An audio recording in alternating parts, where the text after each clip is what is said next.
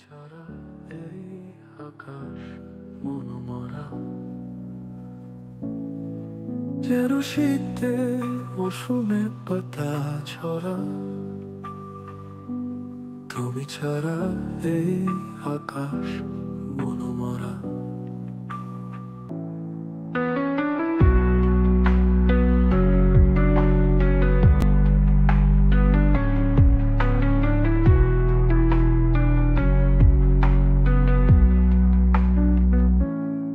হারাতে দেব না কোনোদিন তোমাকে, আগলে রাখবো রইল এই অঙ্গীকার। হারাতে দেব না কোনোদিন তোমাকে, আগলে রাখবো রইল এই অঙ্গীকার। হারাতে দেব না কোনোদিন তোমাকে, আগলে রাখবো রইল এই অঙ্গীকার।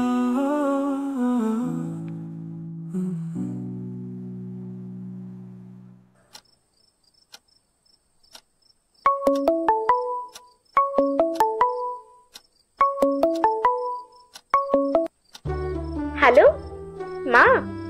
হ্যাঁ বল। মা, দা ভাই কোথায় গো? সে কখন থেকে ফোন করছি, ফোনটাই ধরছে না। এখনো কি বাড়ি ফেরেনি নাকি? না না, সে তো কখন চলে এসেছে।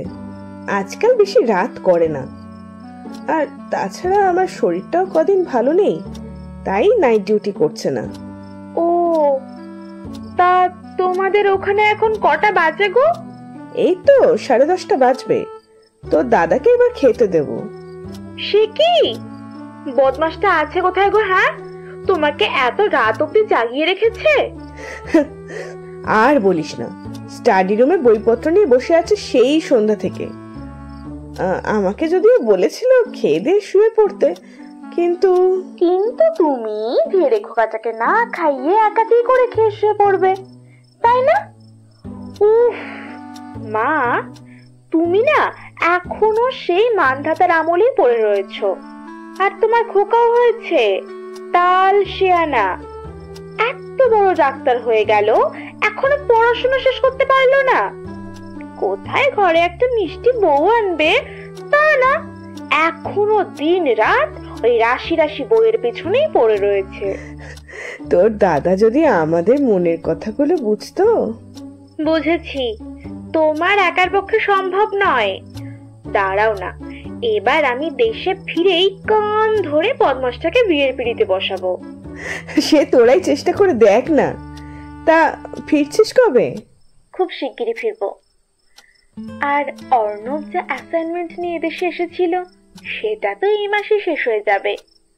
ওর অবশ্য স্টেটসে আরো 2-1 বছর থাকার ইচ্ছে ছিল। আমি বাবু সাফ বলে দিয়েছি, সামনের মাসেই ফেরার টিকিট কাটতে হবে। শুধু শুধু ছেলেটার উপরে জোর ফলাস, না হয় আর কিছুদিন কাটিয়ে ফিরতে পারতিস। ও হ্যালো মাদার ইন্ডিয়া, আচ্ছা তুমি আমার মা না শাশুড়ি বলো তো? কোথায় মেয়ে বাড়ি ফিরতে চাইছে, খুশি হবে তা না জামাইয়ের পক্ষ নিচ্ছ। 1 বছর হতে চললো মা, আমার আর একটুও ভালো লাগছে না এদেশে। তোমাদের সবার জন্য না খুব মন কেমন করছে। কেন রে মা? এই তো দুবেলা করে ফোন করছিস, ভিডিও কলে কথা হচ্ছে। ধুস, এতে কি মন ভরে? তোমাকে জড়িয়ে ধরতে পারছি না, দাদার পেছনে লাগতে পারছি না, আর তোমার হাতের মাছের ঝাল খেতে পারছি না। মেয়েটা আমার এখনো খুকি রয়ে গেল রে।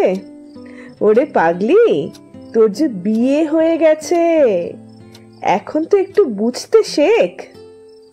আচ্ছা, ছেলে দামড়া খোকা হয়ে রয়েছে তাতে ক্ষতি নেই, মেয়ের বেলাতেই যত নিয়ম, তাই না?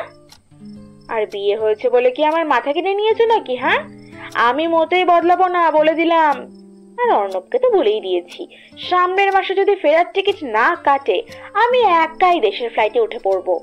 হ্যাঁ রে খুকু, কি হয়েছে বলতো তোর? শুধু মন খারাপ নাকি অন্য কিছু? বল তো মা, সত্যি করে আমাকে। বাপরে বাপ, আমার মাদার ইন্ডিয়ার কাছে এদেশের এফবিআইও হার মেনে যাবে। সত্যি বাপু, কি অনুমান। খুকু, কি হয়েছে সোনা? মা, একটা না ছোট্ট গুড নিউজ আছে। মানে লাস্ট উইকে আমি সাসপেক্ট করেছিলাম, কিটের ভরসা না করে ল্যাব টেস্টই দিয়েছিলাম গতকাল। আজ সকালে না রিপোর্ট এসেছে, আর রিপোর্ট পজিটিভ। ও মা, তাই? দুষ্ট মেয়েটা আমার এতক্ষণ ভালো খবরটা চেপে রেখেছে। আর কি আনন্দের কথা। তা হ্যাঁ রে, তোর দাদাকে বলেছিস? আরে বাবা, হুমদোকে বলবো বলেই তো সকাল থেকে ফোন করে চলেছি। ব্যাটা নির্ঘাত ফোনটা সাইলেন্ট করে বইয়ের মধ্যে ডুব দিয়ে রয়েছে।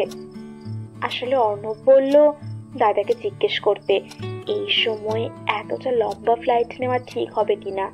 হ্যাঁ, ঠিকই তো বলেছে। ছেলেটা তাহলে সব দিক দিয়ে খেয়াল আছে, সেটা বল। অমনি একেবারে জামাইয়ের প্রশংসা শুরু করে দিল। উফ! তবে মা, এটা তুমি একদম ঠিক বলেছ।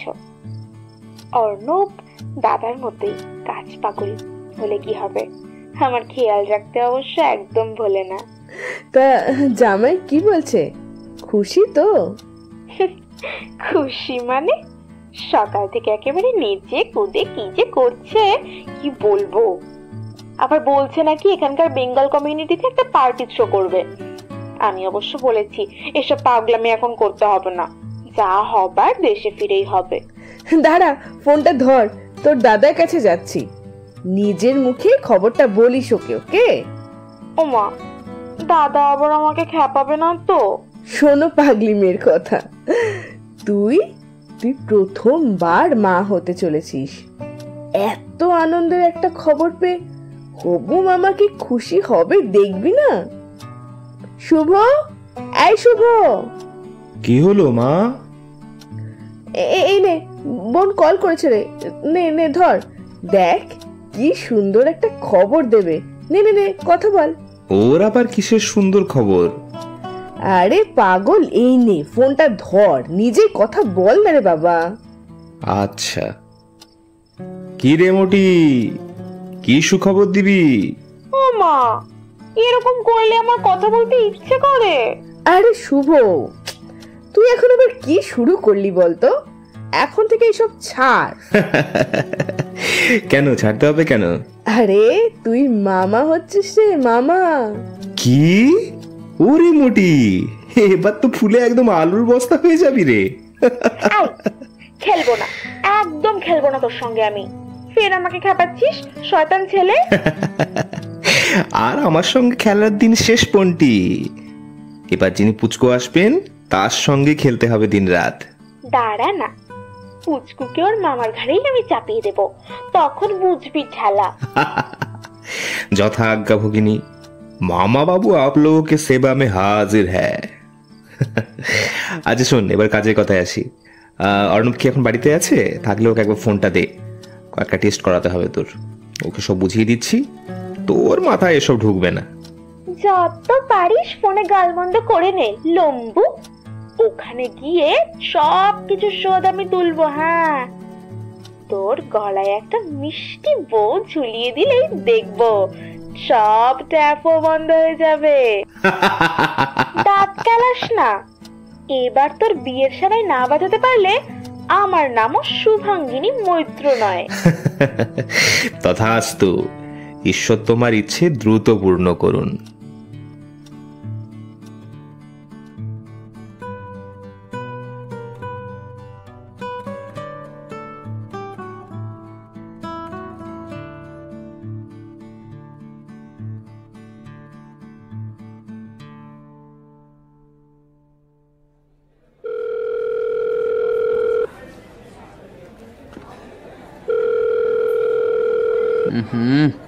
ফোনটা তোল না হারামজাদা।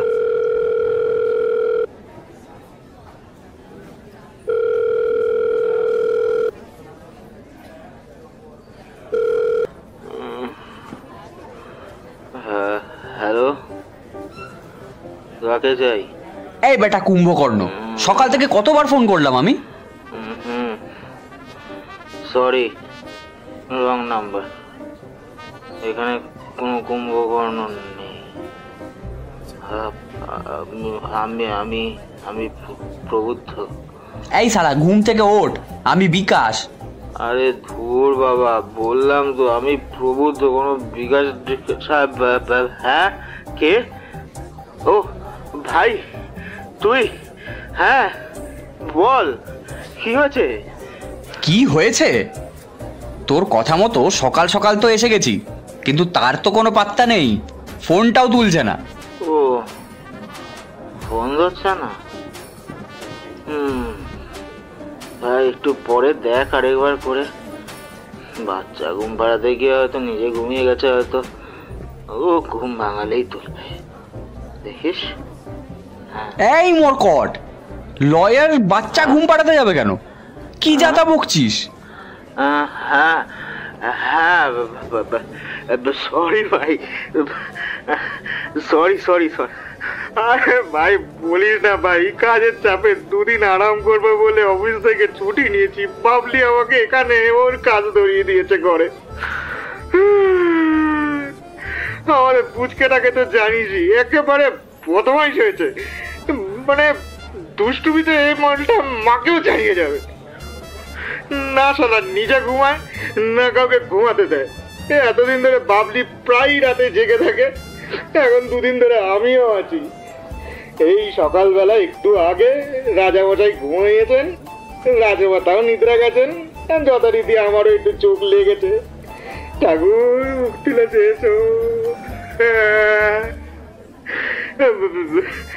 তাই আর কি, ওই ঘুমের মধ্যে কি না কি বলে ফেলেছি ভাই, মনে করিস না, ঠিক আছে? হ্যাঁ, কি যেন বলছিলি? শোভনদা ফোন ধরছে না। ঠিক আছে ঠিক আছে, ছাড়, তুই রেস্ট নে, আমি আরো কয়েকবার ফোন করে দেখছি। বাবলি আর জুনিয়র ঠিকঠাক আছে তো? আরে হ্যাঁ রে, ঠিকঠাক মানে বহাল তবিয়াতে আছে। এই সারা দিন তো এই পুচকাটাকে নিয়েই বাড়ি মাথায় করে রয়েছে, আর ইনিও বেটা সবাইকে আমাদেরকে বাদর নাচাচ্ছেন। এনিওয়েজ, তোরা একদিন আয় সময় করে, কতদিন আড্ডা দেওয়া হয় না বলতো? হ্যাঁ, তোরা তো সেই কতদিন হয়ে গেল আসিসও না। আয় একদিন, ঠিক আছে? হ্যাঁ রে, আসবো, সময় বের করি একটু। আইনি ঝামেলায় পড়েছি, বুঝতেই তো পারছিস। দেখেছিস, এই জন্যই বাবলি আমাকে ঠিকই বলে আমি শালা পাক্কা একটা গোফেট। তুই নিজের জ্বালায় রয়েছিস, আর আমিও এখানে আমার অমর চিত্র কথা শুরু করে দিয়েছি। এই মনে করিস না ভাই। হ্যাঁ, আর আর ভাই সরি। হ্যাঁ, আরে ঠিক আছে বাবা, ঠিক আছে, তুই রাখ, আমি দেখছি এদিকে। বাই। সমস্যায় পড়া গেল।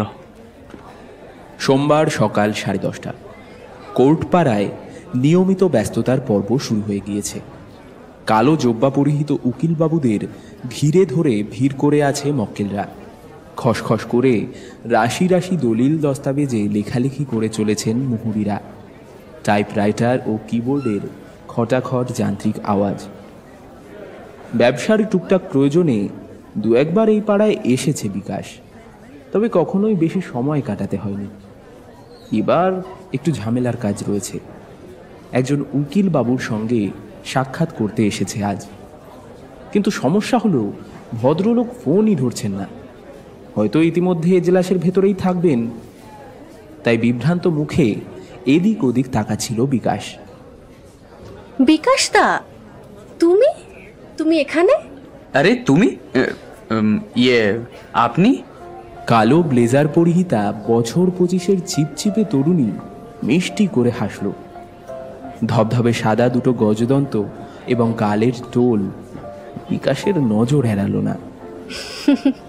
তুমিটাই ঠিক ছিল, আমাকে আবার কবে থেকে আপনি আগে করা শুরু করলে?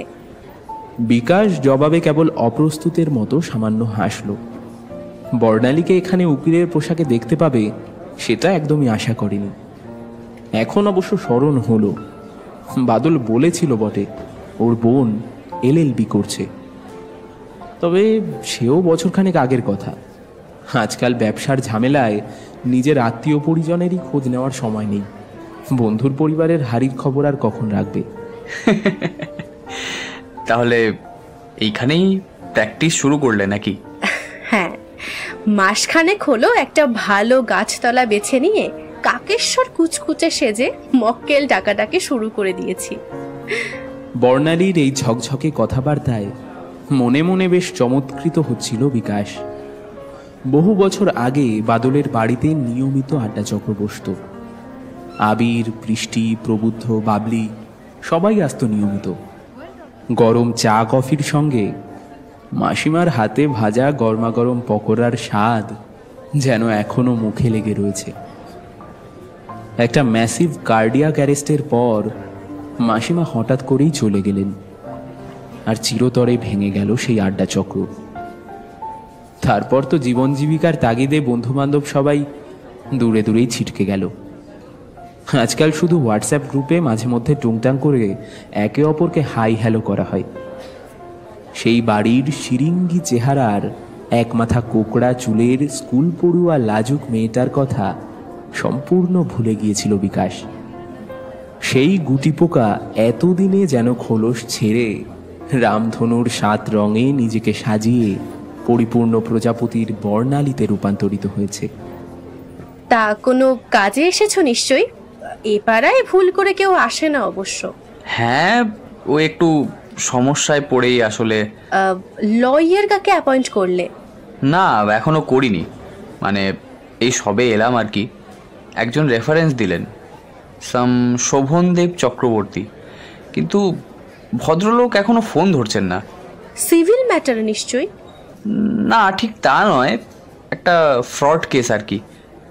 কিছু অ্যান্টি সোশ্যাল ইনভলভমেন্টও আছে এর মধ্যে। বুঝলাম, কিন্তু শোভনদা তো ক্রিমিনাল কেস নেন না আজকাল। ওনার অবশ্য জুনিয়র রয়েছে বেশ কয়েকজন। আচ্ছা, আমি না হয় যোগাযোগ করিয়ে দিচ্ছি। ইয়ে মানে তুমি কি সিভিল না ক্রিমিনাল? আমি এখনো টাটকা ক্রিমিনাল বিকাশ দা, এখনো দাগি আসামি হতে পারিনি।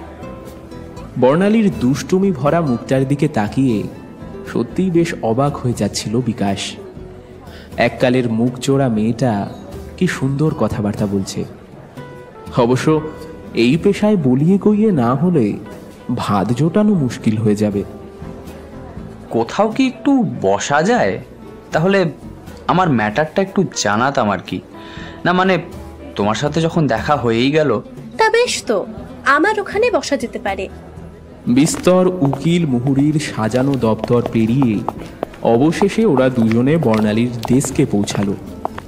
এখানে নিরিবিলিতে কথা বলার উপায় নেই। চারপাশে অসংখ্য মানুষ নিজেদের অভিযোগের ফিরিস্তি বর্ণনা করে চলেছেন। একটা লম্বা করিডোরের একদম শেষ মাথায় অপেক্ষাকৃত ফাঁকা জায়গা পাওয়া গেল। এখানের ডিম টোস্টটা ফাটাফাটি বানায়, না খেলে কিন্তু মিস করবে। বিকাশ কিছু বলে বাধা দেওয়ার আগেই চা টোস্টের অর্ডার দিয়ে দিল বর্ণালী।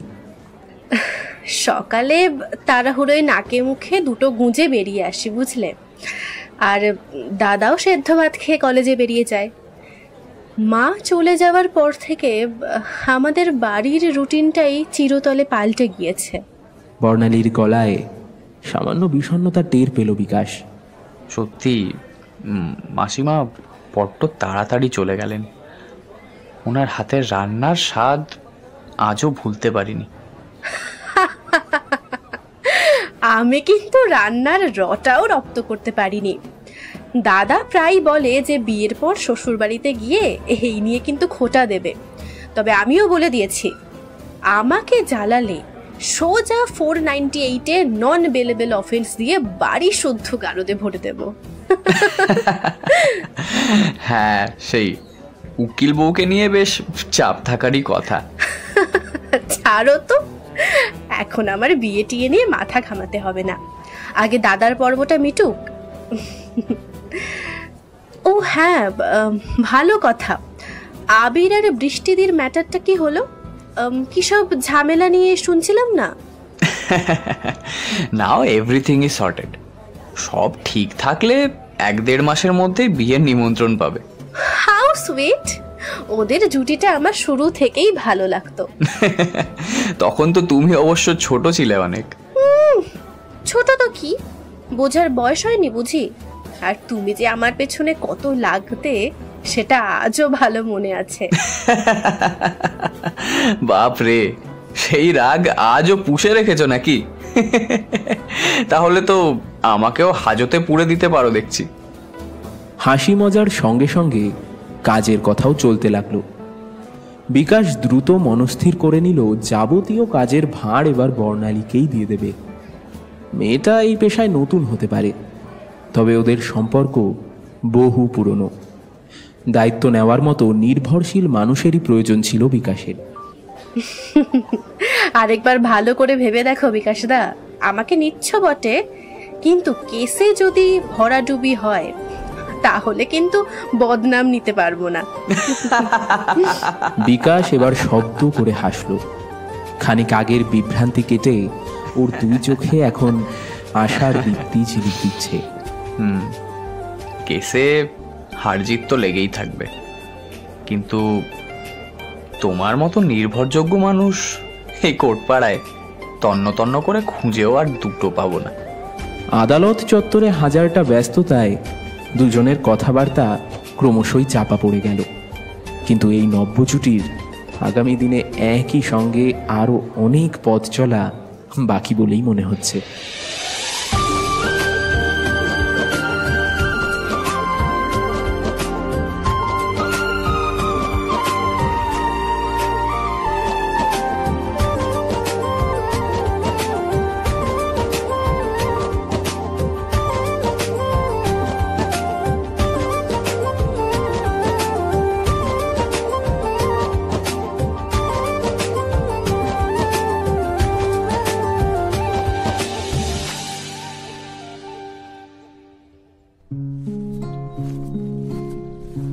Good morning uncle.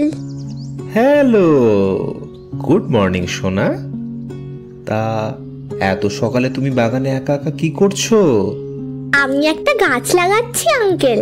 এই গাছটা যখন বড় হবে তখন দেখবে কি সুন্দর গোলাপি রঙের ফুল ফুটেছে। আচ্ছা, তাই নাকি? তা তুমি কি করে জানলে এতে গোলাপি রঙেরই ফুল ফুটবে? লাল, হলুদ কিংবা নীল রঙেরও তো হতে পারে। ধুস, তুমি কিচ্ছু জানো না। এই গাছটাতে শুধু গোলাপি রঙেরই ফুল ফোটে। মাম্মাম তো কাল বললো আমায়। আচ্ছা আচ্ছা আচ্ছা, বেশ তাই। তোমার মাম্মাম যখন বলেছে তখন অন্য কিছু হতেই পারে না। আর গাছটা যদি ভুল করে অন্য কালারের ফুল দিয়েও ফেলে, তাহলে আমরা দুজনে মিলেই ওকে এমন কষে ধমক দেব না। বিপাশা কয়েক সেকেন্ড বিস্মিত হয়ে ডক্টর শুভময় মৈত্রের হাসোজ্জ্বল মুখের দিকে তাকিয়ে রইল। তারপর অবশ্য পরিহাসের অর্থ বুঝতে পেরে খিলখিল করে প্রাণবন্ত শিশুসুলভ হাসিতে ফেটে পড়ল। ছোট্ট মেয়েটা এরপর গাছের গোড়ার মাটি ভালো করে সাজিয়ে ধীরে ধীরে উঠে দাঁড়ালো। তারপর অতি সন্তর্পণে টলমল পায়ে কয়েক পা হেঁটে দূর থেকে তুলে আনলো গাছে জল দেওয়ার পাত্রটা। শুভময় অত্যন্ত তীক্ষ্ণ দৃষ্টিতে বিপাশার হাঁটা চলা পর্যবেক্ষণ করছিলেন। প্রিন্সেস, এত সকালে কার সঙ্গে গল্প করছো? বলতে বলতেই স্লিপিং গাউন পরিহিতা বছর 30-এর একজন মহিলা বারান্দা পেরিয়ে বাগানের দিকে এগিয়ে এলেন।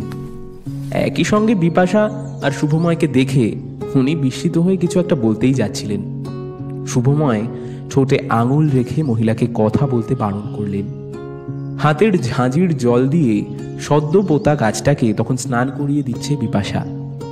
এত বড় একটা জলের পাত্র ধরে রাখার জন্যই হয়তো ওর শরীরটা মৃদুমন্দ টলছিল।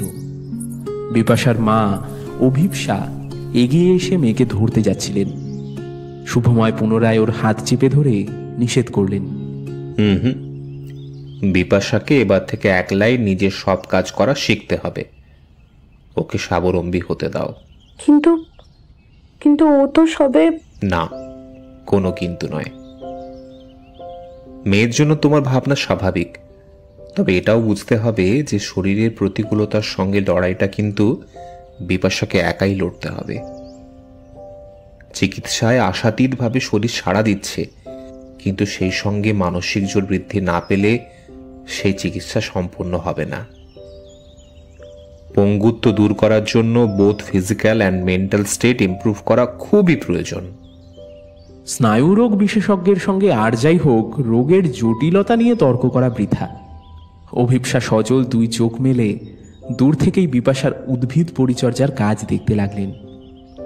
মেয়েটা ঠিক ওর বাবার স্বভাব পেয়েছে। বিদেশে থাকাকালীন পরম নিজেও উইকেন্ডগুলোতে প্রায় সারা দিন বাগানেই পড়ে থাকত। বিধাতা সেই স্বল্প আয়ুর তরুণকে অকালেই নিজের কাছে ডেকে নিলেন, কিন্তু উত্তরাধিকার সূত্রে ওর স্বভাব আজ এতদিন বাদে নিজেদের সন্তানের মধ্যে দেখতে পাচ্ছেন অভিপ্সা। শুভময়ের বাহু সজোরে আঁকড়ে ধরে ওর কাঁধে মাথা রাখলেন অভিপ্সা। ভাগ্যিস তুমি দেবদূতের মতো আমাদের জীবনে এলে, নইলে হয়তো আমার প্রিন্সেসকে সারা জীবন হুইল চেয়ারেই বন্দি হয়ে কাটাতে হতো। মৃদু হেসে অভিপ্সাকে নিজের কাছে টানলেন শুভময়। আমরা শুধু অনুঘটক মাত্র। আসল যিনি দেবদূত, তিনি অলক্ষ্যে আমাদের সবাইকে পরিচালনা করছেন। তিনি মাঝে মধ্যে আমাদের কঠিন পরীক্ষার মধ্যে ফেলে দিয়ে মানসিক শক্তির মাত্রাখানি মেপে দেখেন। বিপাশার দ্রুত উন্নতি হচ্ছে তার একটা অন্যতম কারণ ও নিজে দ্রুত সুস্থ হতে চায়। এইটুকু মেয়ের কি অসম্ভব উইল পাওয়ার, আর এই ইচ্ছে শক্তি ওকে ধীরে ধীরে সারিয়ে তুলছে। শুধু ওষুধে এটা সম্ভব নয়। বিপাশাকে দূর থেকে খেয়াল রাখতে রাখতেই লনের এক কোণে পেতে রাখা চেয়ারে দুজনে অতঃপর এসে বসলেন। কফি টফি কিছু চলবে তো, নাকি আজও ঘোড়ায় জিন পরে এসেছো? হ্যাঁ, কফিটা চলতে পারে, তবে টফি না দিলেও এই বুড়ো বয়সে আর রাগ করব না। হা হা, মোটেও তুমি বুড়ো নও, বরং শহরের মোস্ট এলিজিবল ব্যাচেলারদের মধ্যে তোমাকে অবশ্যই কাউন্ট করা যেতে পারে। বলছো? তা বেশ, কিন্তু মুশকিল হচ্ছে এত এলিজিবল লোকটাকেও শহরের সেরা সুন্দরীরা আদৌ কাউন্ট করছে না। তাদের জবাবের প্রত্যাশায় বসে থাকতে থাকতে সত্যি না বুড়ো হয়ে যাই এরপর। শুভময়ের দৃষ্টিতে এমন কিছু ছোঁয়া ছিল, যেদিকে তাকিয়ে থাকতে থাকতে অভিপ্সার দুই গাল ক্রমশ রক্তিম বর্ণ ধারণ করল। এই মানুষটা কেমন অবলীলায় শরীর আর মনের গোপন ভাষাগুলো পড়ে নিতে জানে, তাই সাজিয়ে কিছু জবাব দেওয়ার চেষ্টা করা বৃথা। কথাবার্তা চলতে চলতেই পরিচারিকা এসে টেবিলে ব্রেকফাস্ট সাজিয়ে দিয়ে গেল।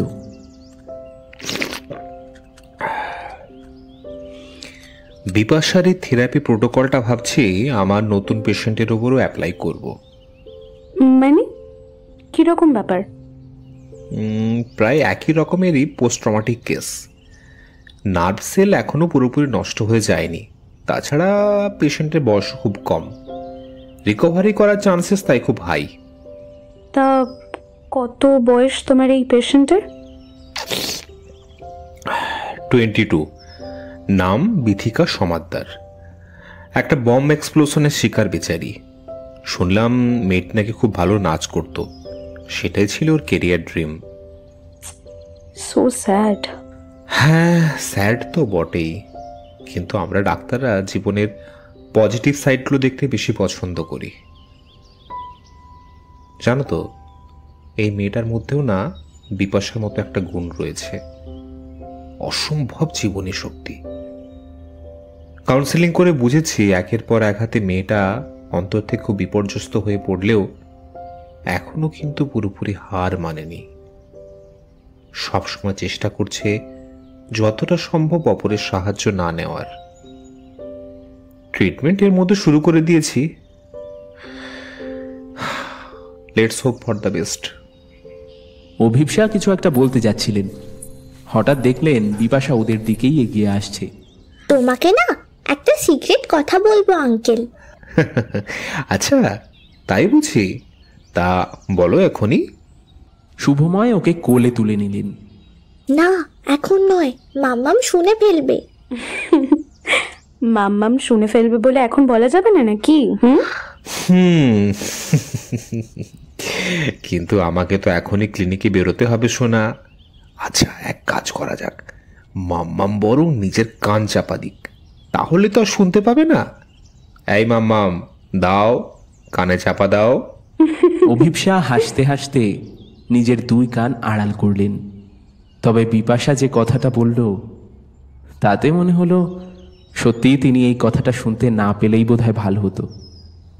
জানো তো আঙ্কেল, সেদিন আমাকে মাম্মাম বলল তোমাকে নাকি একদিন পাপা ডাকতে হবে, কিন্তু তুমি তো আমার ডক্টর আঙ্কেল, তোমাকে কেন পাপা ডাকবো বলো? লজ্জায় রাঙা হয়ে অভিপ্সা অন্যদিকে মুখ ঘোরালেন।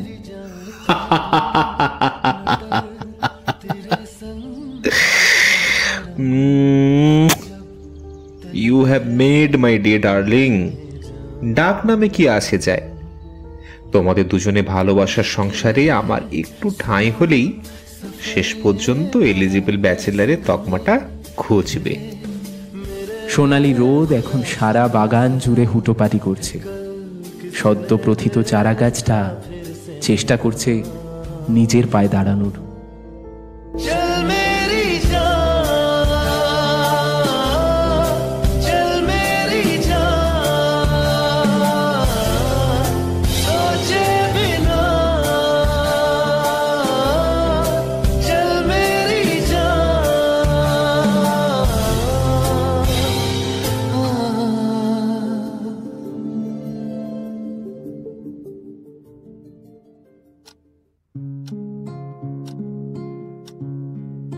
And they lived happily ever after. এই আবি, কি বিড়বিড় করছিস তখন থেকে? আচ্ছা, তারপর আমাদের কি হলো বৃষ্টি? আমাদের আবার কি হবে? উফ, তুই যে কি বলছিস না, ব্যাং আমি মাথা মুঠো কিছুই বুঝতে পারছি না। আরে এই সাম্যদাটা না ভারী দুষ্টু। আচ্ছা, আমাদের রিয়েল লাইফ নিয়ে গল্প টল্প লিখেছে, সে না হয় ঠিক আছে, কিন্তু সব কথা এত ডিটেলে জানাবার কি দরকার ছিল কোনো? আর সে যখন লিখলই তখন 7 কাণ্ড রামায়ণ শেষে রাম সীতার মিলন হয়ে গেল, and they lived happily ever after. এটুকু স্পষ্ট করে লিখে দিলেই তো হতো, খামোখা। ও আচ্ছা, এই ব্যাপার। তা তার জন্য সাম্যদার উপর কেন রাগারাগি করছিস? ঠিকই তো বলেছে দাদা, প্রেম পরিণয় সম্পন্ন হয়ে গেলেই কি কেউ চিরকাল সুখী থাকতে পারে? জীবন তো নিরন্তর বহমান, কখনো খরস্রোতা, আবার কখনো মৃদু মন্থন গতিতে এগিয়ে চলে। সব প্রতিকূলতার শেষে একসাথে পথ চলাটাই তো আসল লক্ষ্য, তাই না? কিন্তু সবার যে কৌতূহল আমাদেরকে নিয়ে, সেটা বুঝি তোকে বিব্রত করে না? তা একটু করে বই কি, কিন্তু এটাই তো জীবনের ধর্ম। জীবনের সব গল্পই যদি ফুরিয়ে যায়, তাহলে বেঁচে থাকাটাই তো অর্থহীন হয়ে যাবে, তাই না? তাহলে তুই বলছিস আমাদের জীবনের গল্প ফুরিয়ে যায়নি তাহলে? Obviously not. প্রেমে অপ্রেমে সুখ দুঃখের কাহিনী তো চলতেই থাকবে। কিছুটা হয়তো কোনো আগামী দিনের লেখকের কলমে ফুটে উঠবে, আর আর বাকিটা ব্যক্তিগত।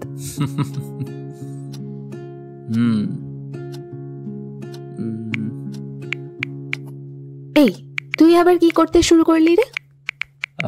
সাম্যদাকে মেসেজ করছি। কি লিখছিস? লিখছি আপাতত যেন আমাদেরকে একান্ত মুহূর্তগুলোতে একেবারেই বিরক্ত না করে। Please don't disturb us at this moment, we are now in. বাকিটা ব্যক্তিগত মোড। উফ, তুই সত্যিই খেপে গিয়েছিস। তা এই যে বিরক্ত বাবু, লেখালেখি হয়ে গেলে আমাদের রুমের বাইরে ডু নট ডিস্টার্ব বোর্ডটাও মনে করে ঝুলিয়ে দিই, ঠিক আছে?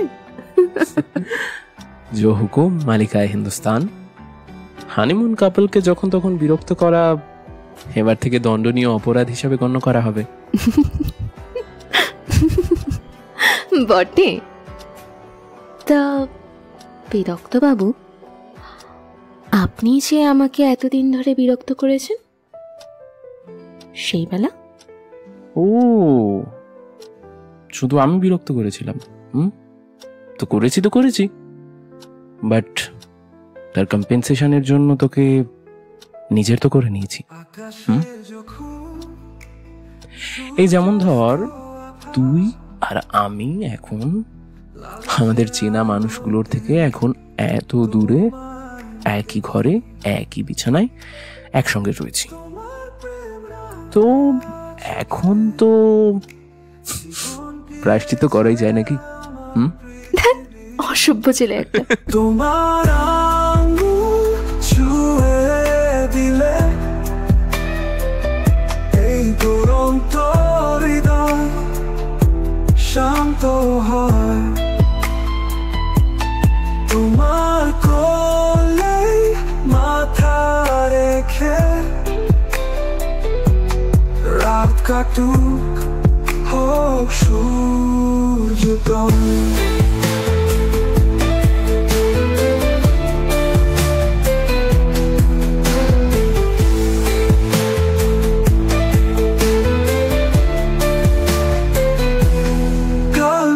সুখ অশ্রুতে রাতে জাগা দু চোখে খুনসুটি একরাশ, জোড়া দুই ঠোঁটের মাঝে মিশে যায় আমাদের উষ্ণ নিঃশ্বাস। তোমার আঙ্গুল ছুঁয়ে দিলে এই দুরন্ত হৃদয় শান্ত হয়, তোমার কোলে মাথা রেখে রাত কাটুক হোক সূর্যোদয়।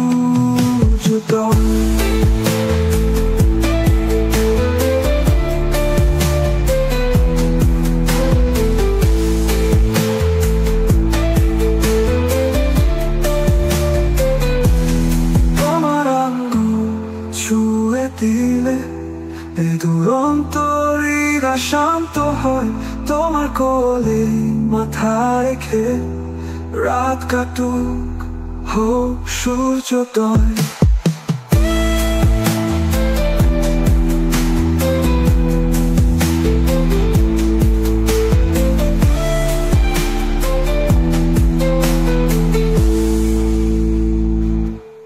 কাল ভেজে সুখ অশ্রুতে রাত জাগা দু চোখে খুনসুটি একরাশ, জোড়া দুই ঠোঁটের মাঝে মিশে যায় আমাদের উষ্ণ নিঃশ্বাস।